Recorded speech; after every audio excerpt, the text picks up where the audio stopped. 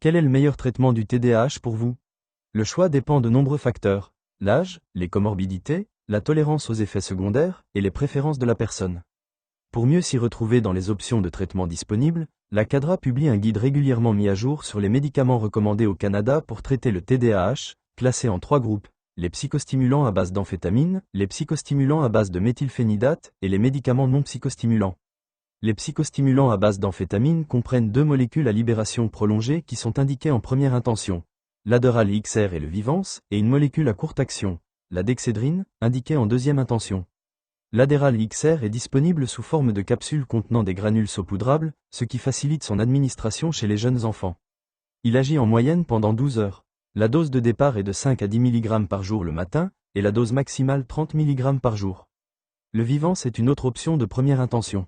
C'est un promédicament, c'est-à-dire qu'il n'est activé qu'une fois métabolisé par le corps. Cela permet une libération plus stable et réduit le risque d'abus. Sa durée d'action se situe entre 13 et 14 heures. Il existe en gélule et en comprimé à croquer, avec une dose de départ de 20 à 30 mg par jour. La dexédrine existe en format comprimé agissant pendant environ 4 heures, et en format de spansule ayant un effet jusqu'à 8 heures. Les psychostimulants à base de méthylphénidate comprennent 4 molécules à libération prolongée: le Bifantin, le Concerta, le Foquest et le Kilivant, et une molécule à courte action, le Ritalin.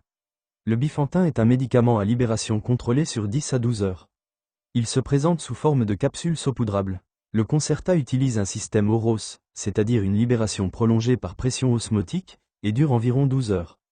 Le Foquest, plus récent, agit pendant 13 à 16 heures. Lui aussi se présente sous forme de capsules contenant des granules saupoudrables. La dose initiale est généralement de 25 mg par jour. Enfin, le Kilivant ER existe en 2 formes, des comprimés à croquer et une poudre pour suspension buvable. Parmi les médicaments non psychostimulants, on retrouve l'atomoxétine, anciennement connu sous le nom commercial Strattera. Il agit pendant 24 heures et sa posologie dépend du poids corporel de l'enfant ou de l'adolescent. L'atomoxétine est particulièrement utile chez les patients souffrant d'anxiété en plus du TDAH. L'Intuniv XR, ou guanfacine à libération prolongée, est un autre médicament non psychostimulant.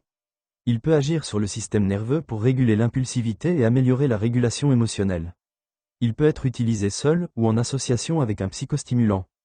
Les psychostimulants à longue action doivent toujours être pris le matin au réveil, pour éviter ou limiter un effet secondaire d'insomnie. Les 2 effets secondaires les plus fréquents et communs à tous les psychostimulants sont une baisse de l'appétit et une perturbation du sommeil s'ils sont pris tardivement. En conclusion, il est important de garder à l'esprit que ce guide du CADRA constitue un outil de référence pour les cliniciens. Mais il ne remplace jamais une évaluation médicale complète. Avant toute décision, consultez un professionnel de la santé. Merci pour votre attention.